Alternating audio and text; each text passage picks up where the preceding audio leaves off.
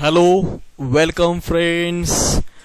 Geography standard 12 इयत्ता 12वी भूगोल या विषयाचं आपण आजपासून ऑनलाईन म्हणायला हरकत नाही, रेकॉर्डिंग ऑनलाईन म्हणूया आपण कदाचित. त्याच्यावर आपण काय करूया, आजपासून तुम्हाला टॉपिक मी सांगायला शिकवायला चालू करतोय. तर टॉपिकचा पूर्ण भाग मी एका लेक्चरमध्ये न टाकता थोडा थोडा भाग टाकत जाऊया. पाहूया या टॉपिकमध्ये, या पुस्तकामध्ये, जो शासनाने मंजूर केलेलं पुस्तक आहे त्या पुस्तकामध्ये कोणकोणते टॉपिक आहेत त्याचा पहिला परामर्श आपण घेऊया, माहिती घेऊया, इन्फॉर्मेशन घेऊया. पहा तुमच्या स्क्रीनवर जे कंटेंट्स आलेले आहे, टॉपिकची कंटेंट्स म्हणजे घटक. या टॉपिकमध्ये आपल्याला जॉग्राफी या सब्जेक्टमध्ये कोणकोणते घटक प्रकरण आपल्याला शिकायचे ते पाहून घेऊया. Name of the chapters, that is a population part 1. Second chapter population part 2, human settlements and land use is the third topic. Primary economic activities is the fourth topic. Secondary economic activities, tertiary economic activities, regional and regional development, geography, nature and scope. अशा प्रकारे 8 topic आपल्याला geography मध्ये, भूगोल या विषयामध्ये शिकायचे आहेत. त्याची मी नावे आता तुम्हाला समोर वाचन केलं, नावे सांगितली, रीडिंग केलं. त्यानंतर जो भाग आहे टॉपिक नेक्स्ट अँड त्यामध्ये प्रॅक्टिकल आहे. त्या प्रॅक्टिकलची पण आपल्याला माहिती थोडीशी घ्यावी लागणार आहे. ठीक आहे, अशा प्रकारे हे कंटेंट्स आपल्याला ह्या भूगोल ह्या विषयामध्ये बघायचे आहेत. तर पहिलं चॅप्टर मी सुरू करतोय. The name of chapter, first chapter is population part 1. पहिल्या प्रकरणाचं नाव आहे पॉप्युलेशन, लोकसंख्या, भाग 1. ते पाहूया. पहा स्क्रीनवर तुमच्या जो ओपन झालेला पहिला चॅप्टर आहे 1 पॉप्युलेशन पार्ट 1. पहा, जे मराठी विद्यार्थी ऐकत असतील तर त्यांनी फक्त कॉन्सन्ट्रेशन करावं मराठी वाक्यरचनेवर, आणि जी इंग्रजी माध्यमातील मुलं आहेत त्यांनी कॉन्सन्ट्रेशन करावं इंग्लिश वाक्यरचनेवर, जी मी पुस्तकातील वाचणार आहे. आणि त्याच्याबरोबर इंग्लिश बरोबर मी जे मराठी तुम्हाला भाषांतर सांगणार आहे, जो अर्थ सांगणार आहे, त्याच्यावर दोन्ही विद्यार्थ्यांनी लक्ष द्यायला हरकत नाही, इंग्रजी माध्यमाच्या आणि मराठी माध्यमाच्या सुद्धा. म्हणजे इंग्रजी माध्यमातील मुलांना इंग्रजी बरोबर मराठी त्याचा अर्थ कळेल, आणि मराठी मुलांना तर मी मराठीत अर्थ सांगणारच आहे. तो आपण पाहून घेऊया. तर चला सुरू करूया. टॉपिक नंबर 1, पॉप्युलेशन पार्ट 1, लोकसंख्या भाग 1. Geography studies human and their interaction with their environment. बघा, मानव व पर्यावरण यांच्यात जी आंतरक्रिया चाललेली आहे, या पृथ्वीवर राहणारा मानव आणि या पृथ्वीच्या भोवताली असणारं जे पर्यावरण आहे यांच्यामध्ये जे आंतरक्रिया चालू आहे त्याचा अभ्यास भूगोलात केला जातो. The study of population is the part of human geography under a branch called a population geography. तर पहा, लोकसंख्येचा अभ्यास हा मानवी भूगोलाच्या एका शाखेत केला जातो, आणि या शाखेस आपल्याला आपण लोकसंख्या भूगोल म्हणून अभ्यासतो. जो लोकसंख्या आपण प्रकरण पाहत आहोत त्या लोकसंख्येचा अभ्यास मानवी भूगोल या शाखेत केला जातो. म्हणजे भूगोलाच्या ज्या विविध प्रकारच्या शाखा आहेत त्यामध्ये मानवी भूगोल एक शाखा आहे, आणि त्याच्यामध्ये लोकसंख्येचा अभ्यास केला जातो. त्या शाखेला काय नाव आहे, तर त्या शाखेला नाव आहे लोकसंख्या भूगोल. Population geography studies human population and it distribution and pattern on the earth surface. तर पहा, लोकसंख्येचे भूपृष्ठावरील वितरण, म्हणजे या पृथ्वीचा भूपृष्ठ जर विचार केला गेला, 29% जमीन ही भूपृष्ठाने जमिनीने व्यापलेली आहे, आणि या 29% जमिनीवर लोकसंख्येचे प्रमाण किती आहे, वितरण कसं झालेलं आहे, आणि त्याचबरोबर त्याचा आकृतीबंधाचा अभ्यास, म्हणजे स्त्री प्रमाण किती आहे, पुरुष प्रमाण किती आहे, या सगळ्या गोष्टींचा, म्हणजे त्याचबरोबर लोकसंख्येची घनता किती आहे, या सगळ्या गोष्टींचा म्हणजे आकृतीबंधाचा अभ्यास आपण लोकसंख्या भूगोलात केला जातो. There qualitative and quantitative composition is also studied in this subject. आणि त्याचबरोबर फक्त लोकसंख्येचा अभ्यास नाही करायचा आपल्याला, तर लोकसंख्येच्या गुणात्मक आणि संख्यात्मक रचनांचा सुद्धा आपल्याला यामध्ये अभ्यास करायचा आहे. म्हणजे लोकसंख्या वाढल्यामुळे काय गुण फायदे झाले त्या परिसराला, त्या भागाला, या गोष्टीचा, आणि संख्यात्मक लोकसंख्येची रचना कशी निर्माण झालेली आहे याचा पण अभ्यास या ठिकाणी आपल्याला करायचा आहे. The way the population influence the economy and the development of a region are also the point of study in the geography. आणि त्याचबरोबर बघा या पाठामध्ये यामध्ये आपल्याला लोकसंख्येचा जी लोकसंख्या आहे या लोकसंख्येचा अर्थव्यवस्थेवर होणारा परिणाम कोणता आहे आणि त्याचबरोबर त्यामुळे त्या प्रदेशाच्या विकासाला कशी चालना मिळालेली आहे, लोकसंख्येमुळे त्या प्रदेशाचा कितपत विकास झालेला आहे या गोष्टींचा विचार सुद्धा आपल्याला या प्रकरणात करायचा आहे. तर in this chapter we will study human as a resources. तर या पाठामध्ये या प्रकरणामध्ये आपण मानव एक स्त्रोत, रिसोर्सेस म्हणजेच एक संसाधन स्त्रोत म्हणून आपण अभ्यासणार आहोत. तर तुमच्या समोर 2 पाय चार्ट आहेत बघा, ट्राय दिस. यामध्ये त्यामध्ये आपल्याला डिस्ट्रीब्युशन ऑफ पॉप्युलेशन हा पॉइंट आहे आपला, लोकसंख्येचं वितरण.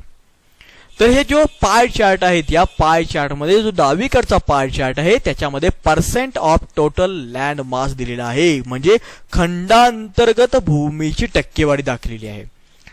आणि उजवीकडचा जो पाय चार्ट आहे that is the population distribution percentage 2019. मग त्याचा अर्थ लोकसंख्या वितरणाची टक्केवारी दिलेली आहे तीही 2019 सालाची. थोडासा पाय चार्ट कडे तुम्ही नजर टाकल्यानंतर तुमच्या लक्षात येईल डावीकडचा जो पाय चार्ट आहे तो खंडाची आहे, खंडाची माहिती दिलेली आहे. किती टक्के खंड, प्रमाण किती आहे, खंडाचं टक्केवारी किती आहे, म्हणजे आफ्रिका खंडाने किती भूमी व्यापलेली आहे, अंटार्क्टिका खंडाने किती भूमी व्यापलेली आहे, आशियानं, North America, South America, Europe आणि ऑस्ट्रेलिया या सर्व खंडांनी या पृथ्वीच्या 100% जमिनीपैकी किती जमीन भूभाग व्यापलेला आहे. त्यानंतर याच जर उजवीकडचा चार्टचा विचार केला, पाय चार्टचा विचार केला, तर त्यावर या खंडांच्या मध्येच त्या खंडांच्या मध्ये Africa, Asia, North America, South America, Europe आणि ऑस्ट्रेलिया या खंडांच्या मध्ये असलेल्या लोकसंख्येचा विचार आपण टक्केवारी स्वरूपात करणार आहोत. तर मी एक उदाहरण तुम्हाला इथं देऊ शकतो बघा, जे तुमच्या समोर ऑस्ट्रेलिया खंड आहे, ऑस्ट्रेलिया खंडाचं प्रमाण पहा, म्हणजे टोटल लँड मास तुम्ही पाहू शकता आणि ह्याच ऑस्ट्रेलिया खंडामध्ये आढळलेली लोकसंख्या तुम्ही पाहू शकता. अशा प्रकारे या 2 पाय चार्टची तुम्ही तुलना करून त्याच्यावर आधारित जे प्रश्न दिलेले आहेत त्या प्रश्नांचा अभ्यास तुम्ही करू शकता आणि त्याचा उत्तर तुम्ही देऊ शकता. यानंतर पाहूया आपण जिओग्राफिकल एक्सप्लेनेशन म्हणजे भौगोलिक स्पष्टीकरण. Human population is evenly distributed through out the world. लोकसंख्येचे जागतिक वितरण असमान आहे. जगामध्ये जे लोकसंख्येचं वितरण झालेलं आहे ते असमान आहे, एकसारखं वितरण नाही आहे. काही ठिकाणी लोकसंख्या जास्त प्रमाणात आहे, काही ठिकाणी कमी आहे, काही ठिकाणी मध्यम आहे. म्हणजे पूर्ण पृथ्वीच्या भूपृष्ठावर विविध खंडांच्या मध्ये, विविध देशांच्या मध्ये झालेले लोकसंख्येचे वितरण आहे ते असमान आहे. In the year 2019, the world population stands to be around 7.7 billion. तर एक तुम्हाला साधं उदाहरण मी देऊ शकतो या ठिकाणी. 2019 लोकसंख्येची आकडेवारी जर आपण पाहिली तर सुमारे 7.7 अब्ज इतकी लोकसंख्या होती 2019 साली. त्यानंतर आपण पाहूया content wise population distribution is and follow. म्हणजे खंडाप्रमाणे लोकसंख्येचं वितरण टक्केवारीमध्ये खालील दिलेलं आहे. हा पूर्ण पॉइंट मी वाचतो आणि त्याचं एक्सप्लेन करतो. पहा, North and South America that account for around 28% of land mass barely supported 80% of population. Asia occupies about 30% of the land mass and support around 60% of population. Europe has around 7% land and support 5% of population. Australia has around 6% of the world lands but doesn't even support 1% of the population. And last, Antarctica occupies around 9% of the land mass but has no permanent human settlement. तर मी आत्ताच तुम्हाला सांगितलं ह्या pie chart जी दिला होता figure number 1.1 मध्ये, समोर तुमच्या स्क्रीनवर दिसतोय फिगर नंबर 1.1 मध्ये जो पाय चार्ट दिला आहे या पाय चार्टची तुलना केल्यानंतर तुम्ही हे जिओग्राफिकल एक्सप्लेनेशन देऊ शकता विविध खंडामध्ये झालेल्या लोकसंख्या वितरणाचं. त्याचं मी मराठी तुम्हाला एक्सप्लेन करतो. पहा, उत्तर आणि दक्षिण अमेरिकेची एकत्रित भूमीचा जगाच्या सुमारे 28% आहे. उत्तर आणि दक्षिण अमेरिकेची एकत्रित भूमी जगाच्या भूमीची 28% आहे आणि तेथील लोकसंख्या केवळ 18% आहे. आशिया खंडाची भूमी 30% आहे आणि तेथील लोकसंख्या 60% आहे. म्हणजे बघा, आशिया खंडाच्या वाटणीला 30% जमीन आलेली आहे आणि लोकसंख्या आहे 60%. म्हणून मी अशी वाक्य सांगितलं होतं, जगात जे लोकसंख्येचे वितरण झालेलं आहे ते असमान झालेलं आहे. युरोप खंडाची भूमी बघा 7% असून त्यावरील लोकसंख्या सुमारे 5% आहे. तर ऑस्ट्रेलिया खंडाची भूमी 6% असून त्यावरील लोकसंख्या 1% सुद्धा नाही. अंटार्क्टिका खंडाची भूमी 9% आहे, परंतु एक सगळ्यात महत्वाचं वैशिष्ट्य तुम्हाला दिसलं असेल की यावर स्थायिक लोकसंख्याच नाही. ठीक आहे, पुढे पाहूया. This distribution of the land and population can be better understood not just in a terms of numbers living in a region but also in a terms of people living an unit area. This is called a population density. जगाची भूमी म्हणजे जागतिक भूमी आणि त्या भूमीवर झालेले लोकसंख्येचं वितरण फक्त आपण संख्येवरूनच स्पष्ट करतोय किंवा करू शकतो असं नाहीये. तर एका विशिष्ट क्षेत्रफळात किती लोकसंख्या राहते, पहा मी व्याख्या सांगतोय. एका विशिष्ट क्षेत्रफळात किती लोकसंख्या राहतात किंवा लोक राहतात यावरून तेथील लोकसंख्येचं वितरण आपल्याला समजून घेता येतं. यालाच लोकसंख्येची घनता असे म्हणतात. मी पुन्हा एकदा व्याख्या सांगतो. एका विशिष्ट क्षेत्रफळात किती लोक राहतात यावरून तेथील लोकसंख्येचं वितरण आपल्याला समजून घेता येतं. याला लोकसंख्येची घनता असे म्हणतात. तर त्याचं एक सूत्र दिलेलं आहे त्यांनी, ते आपण पाहून घेऊया. कोणत्या सूत्राच्या आधारे, पहा कोणत्या सूत्राच्या आधारे आपल्याला लोकसंख्येची घनता काढता येतं. Density of population is equal to total population divided total area in square kilometre. लोकसंख्येची घनता बरोबर एकूण लोकसंख्या भागिले एकूण क्षेत्रफळ, तेही चौरस किलोमीटर मध्ये. म्हणजे बघा, जर एखाद्या प्रदेशाचं, एखाद्या देशाचं, एखाद्या ठिकाणची जर लोकसंख्येची घनता आपल्याला काढायची असेल तर त्या प्रदेशाच्या, ज्या प्रदेशाची आपण लोकसंख्येची घनता काढतोय त्या प्रदेशाची एकूण लोकसंख्या संख्येला त्या प्रदेशाच्या क्षेत्रफळाने भागल्यानंतर जे काही उत्तर आपल्याला प्राप्त होणार आहे ते असतं लोकसंख्येची घनता. याच्यानंतर आपण नेक्स्ट पेजवर जाऊया. पहा, पेज नंबर 2. पेज नंबर 2 वर तुम्हाला वर्ल्ड एक मॅप दिलेला आहे, पॉप्युलेशन आहे त्यावर दर्शवलेला आहे तुम्हाला. हा वर्ल्ड मॅप आपल्याला काय दर्शवतो बघा. हा थोडासा पुस्तकात तुम्ही पाहून घेतलं तर तुम्हाला समजेल. ह्याच्यात प्रत्येक जे टिंब आहे, ज्याला डॉट म्हणतो आपण, हे डॉट काय दर्शवतं, प्रत्येक डॉट काय आहे. Each dot represent settlements about 200 square kilometre. हा प्रत्येक डॉट काय दर्शवते पाहूया. प्रत्येक टिंब काय दर्शवते, तर प्रत्येक टिंब आपल्याला दर्शवते, पहा काय सांगतो मी, प्रत्येक टिंब जी दर्शवते ती 200 पेक्षा जास्त लोकसंख्या असणारी वस्ती, तेही एक चौरस किलोमीटर क्षेत्रामध्ये. एका विशिष्ट चौरस किलोमीटर क्षेत्रामध्ये 200 पेक्षा जास्त लोकसंख्या असणारी वस्ती तो एक डॉट दर्शवतो. Means each dot means one dot represents settlement about 200 person per square kilometer. प्रति चौरस किलोमीटरला राहणाऱ्या लोकसंख्येचं प्रमाण म्हणजे 200 पेक्षा जास्त वस्ती तिथे आढळते लोकांची. हे आपल्याला ह्या मॅपवरून स्पष्ट होतं. This is a population distribution map, world map.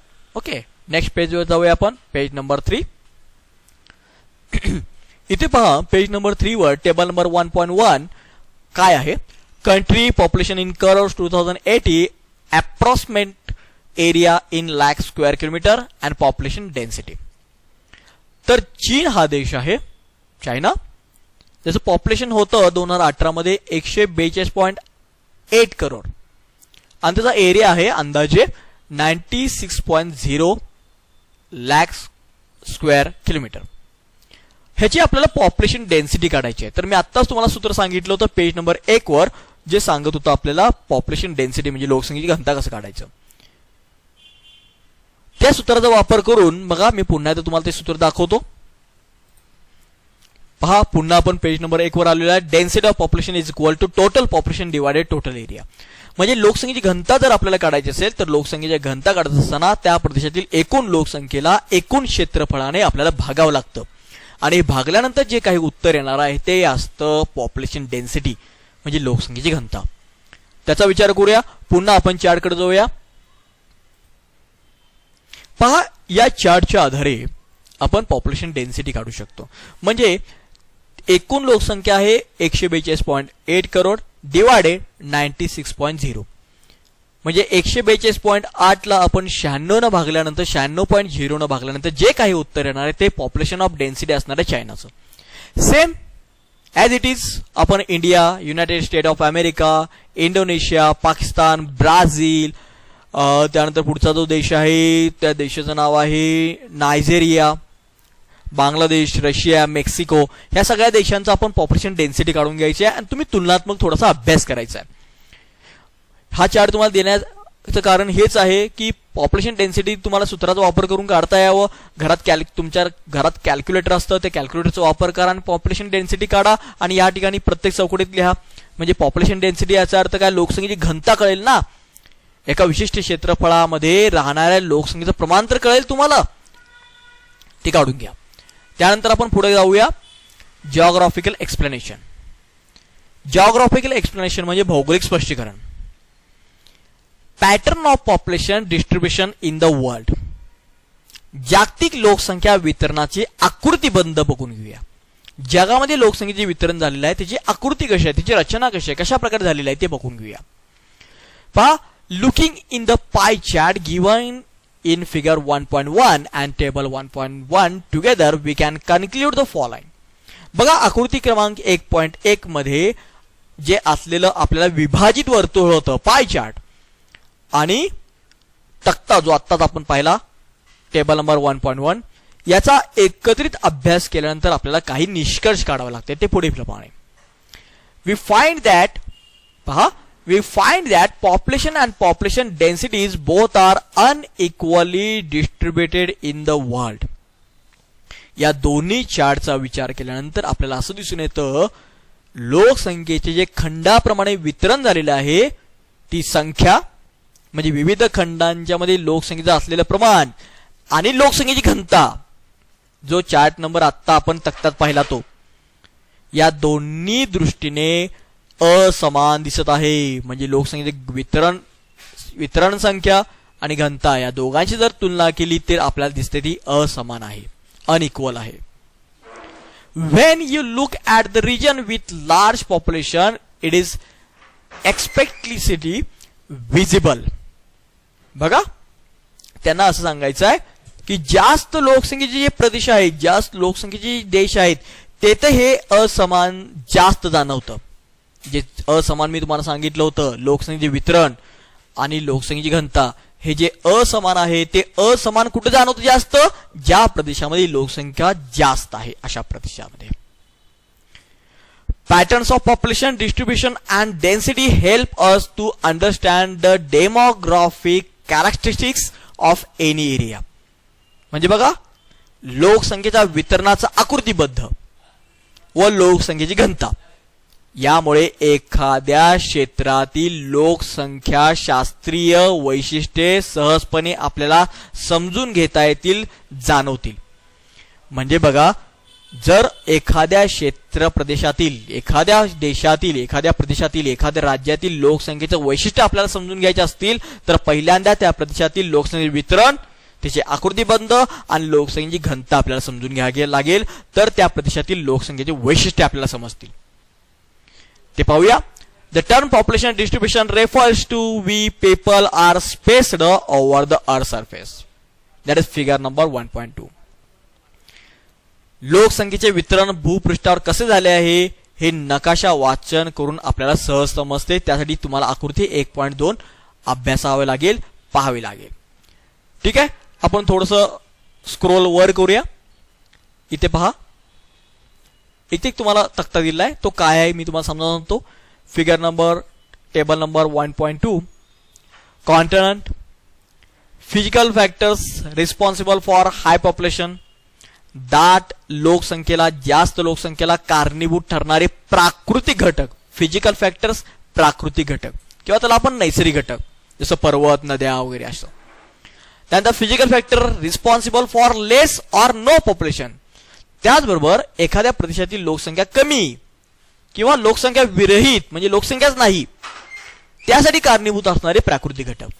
म्हणजे कोणत्या प्राकृतिक घटकांच्यामुळे म्हणजे कोणत्या नैसर्गिक घटकांच्यामुळे एखाद्या प्रदेशामध्ये लोकसंख्या जास्त आहे आणि कोणत्या घटकांच्यामुळे लोकसंख्या कमी आहे याचा पण विचार आपल्याला या ठिकाणी करायला लागेल.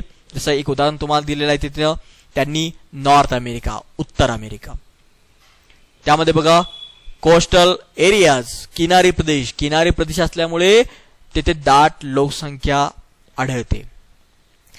आणि कुठला नॉर्थ अमेरिकेमध्ये कमी असण्याची लोकसंख्या कारण आहेत forest desert snow covered land. म्हणजे ज्या उत्तर अमेरिकेमध्ये वने आहेत वाळवंटी प्रदेश आहे आणि हिमाच्छादित प्रदेश आहे.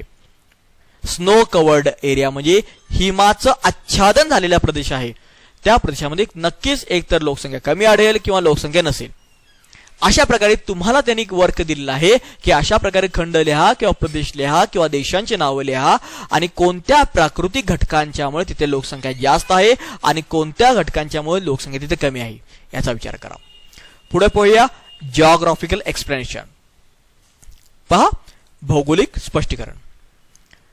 When we compare the distribution of the world population with the physical factor, we observe the following points. बघा जगातील लोकसंख्येच्या वितरणाची जेव्हा जगामध्ये लोकसंख्येचे वितरण झालेलं आहे काही प्रदेशामध्ये जास्त लोकसंख्या काही प्रदेशामध्ये कमी लोकसंख्या काही प्रदेशामध्ये विरळ लोकसंख्या काही प्रदेशामध्ये लोकसंख्याच नाही असं जे वितरण झालेलं आहे त्याची जेव्हा आपण प्राकृतिक म्हणजे नैसर्गिक घटकांच्या बरोबर रचनांच्या बरोबर तुलना करतो तेव्हा काही मुद्दे आपल्याला पाहावे लागतील. ते पाहूया.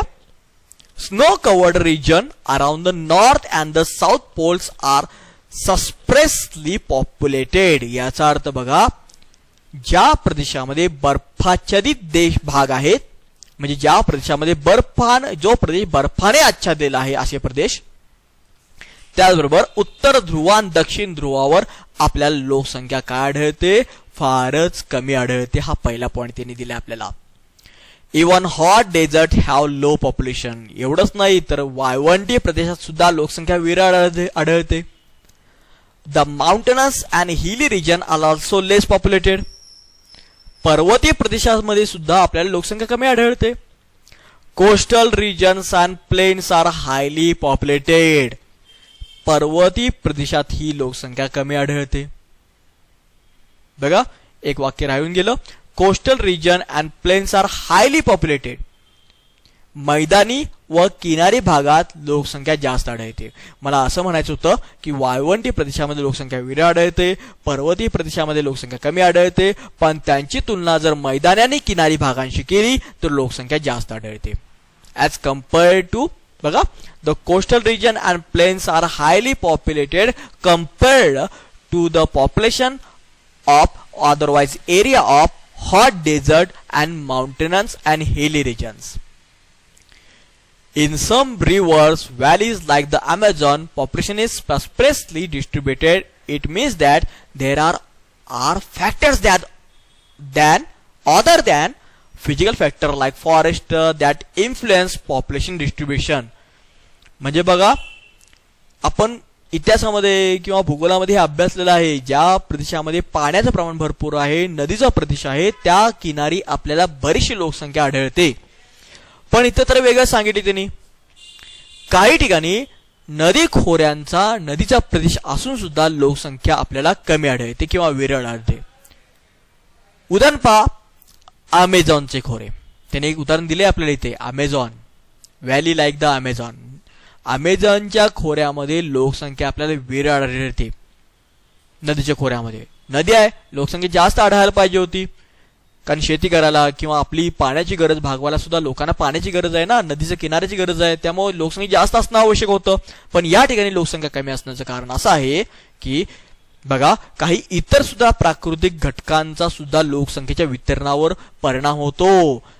त्यामुळे तुम्हाला सांगून तो वने, लाईक फॉरेस्ट म्हटले बघा त्याने इथे, जंगल, वन, याचा सुद्धा परिणाम लोकसंख्येच्या वितरणावर होतो. पुढे पाहूया आपण.